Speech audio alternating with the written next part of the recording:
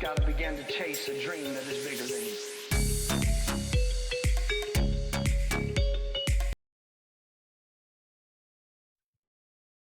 Hi, I'm Stacy Kennedy, registered dietitian and licensed nutritionist. Today, we're going to be talking about nutrition for mental well-being. And specifically, we're going to take a look at how nutrition impacts your brain health, stress management, and sleep, which are really the foundational elements when we think about mental well-being. Sleep and stress, which we can modify through nutrition, can play a big role. So we're going to go ahead and get started. And so some of the information is going to be new and different. So I would encourage you to take notes and post questions as well. So as I mentioned, we're going to focus primarily on better sleep and less stress, but we're going to talk about nutrients that support brain health.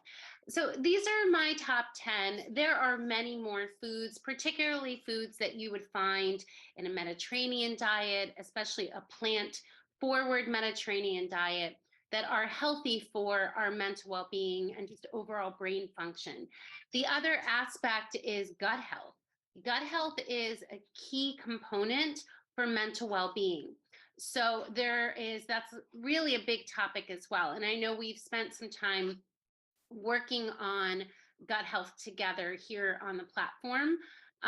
But when your microbiome or your gut health is in balance, it can improve your overall mental well being. And when your gut health is out of balance, it can be a contributor to some stress and some mental well being challenges that you can, to some extent, give yourself a better shot at improving through focusing on healthy eating. So with that in mind, these are some foods, which all of these are obviously healthy, but there's some key reasons why these are really good for your brain and your mental well-being.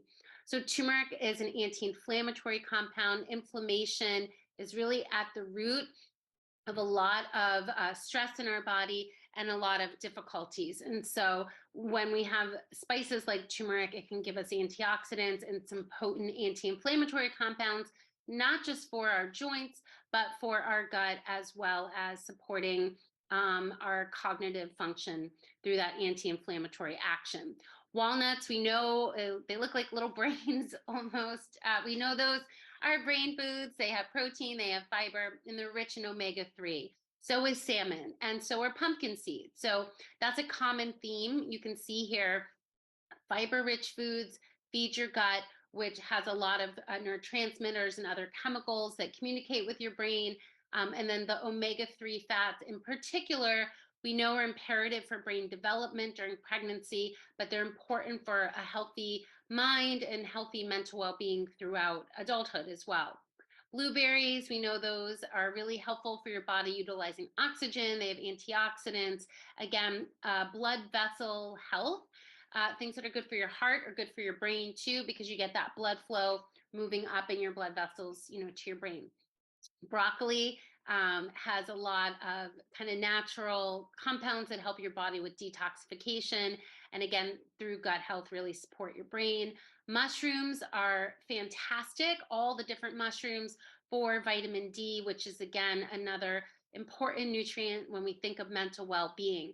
Low levels of vitamin D, we'll cover more in a minute, can really play a key role in stress and poor sleep and just mental unwellness. Green tea is, I was drinking just before, is another really good food for your brain and for your immune system. Eggs are healthy and the eggs have protein, but the yolk has something called choline, choline. Choline is really crucial for brain health and cognitive function throughout life.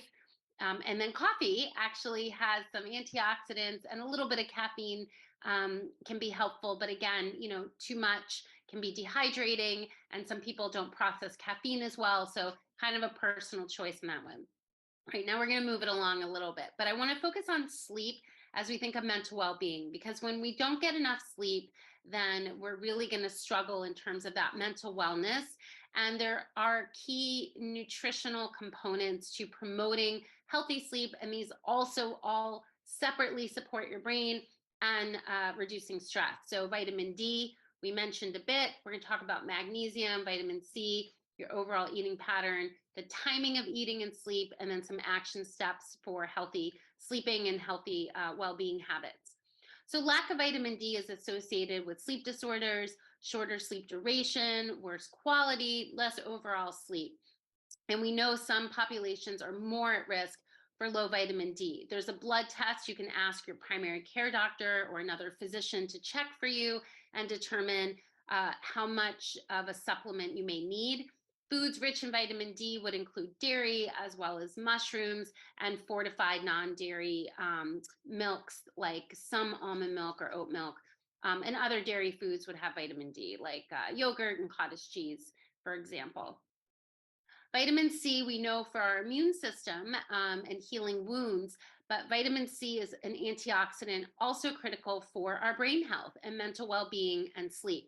And so there's research showing that.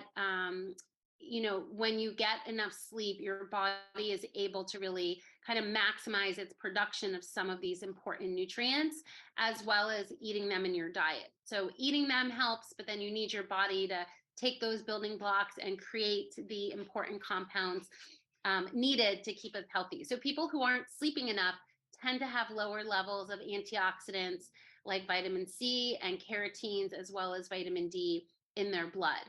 So that sleep is going to play a key role in your mental well-being. We have magnesium. Magnesium is critical for muscles to avoid muscle cramps, to help reduce constipation, and really is important for metabolism, your thyroid function, and brain function too.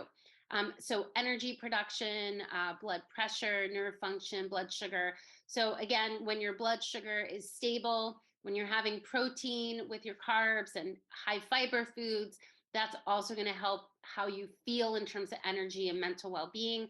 And the magnesium is something that can help with sleep.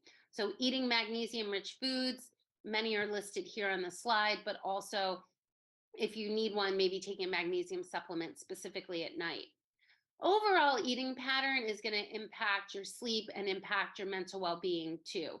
So again, I mentioned that Mediterranean style diet, that plant forward, where you're eating more fruits, veggies, plant-based proteins, so like edamame, tofu, or beans and lentils and split peas.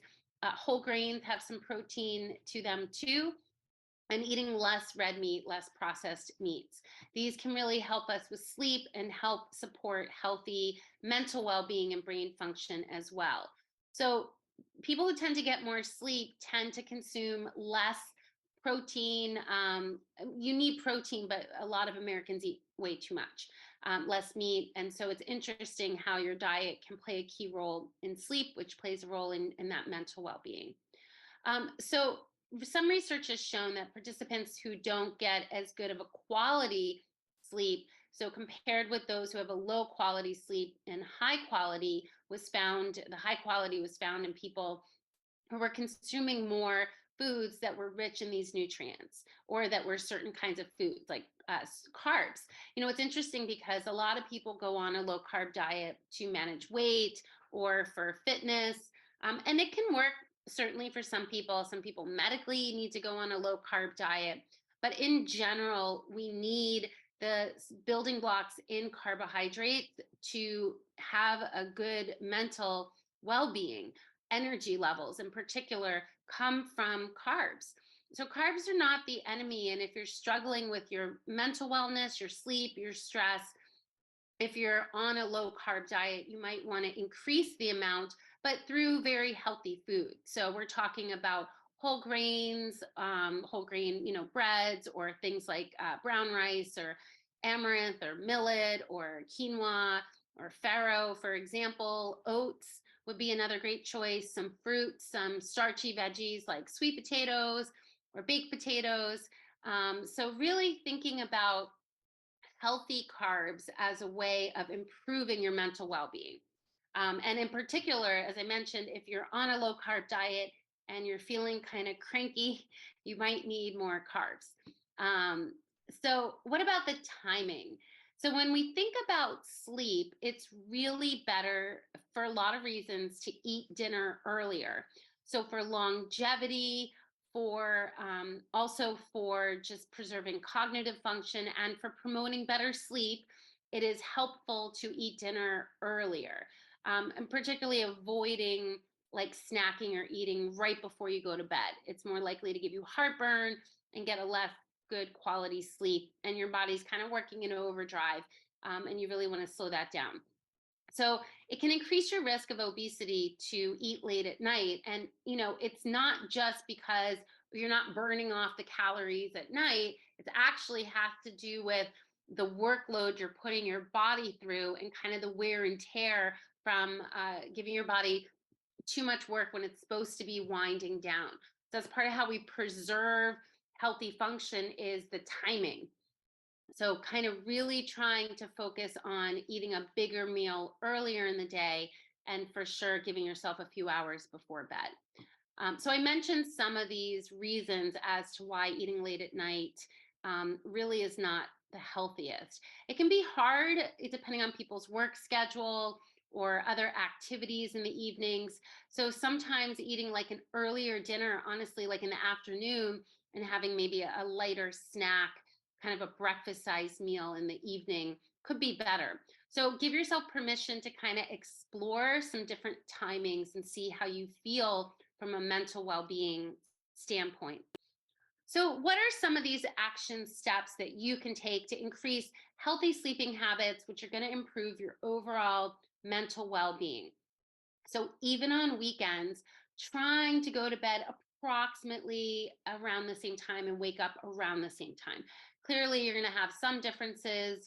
Catching up a little bit on the weekend is nice, but as we get older, the difference in the day to day, whether it's what we're eating, the timing of eating, when we're active, when we're sleeping, we don't do as well with those changes the older we get. So the more consistency that's healthy, the better.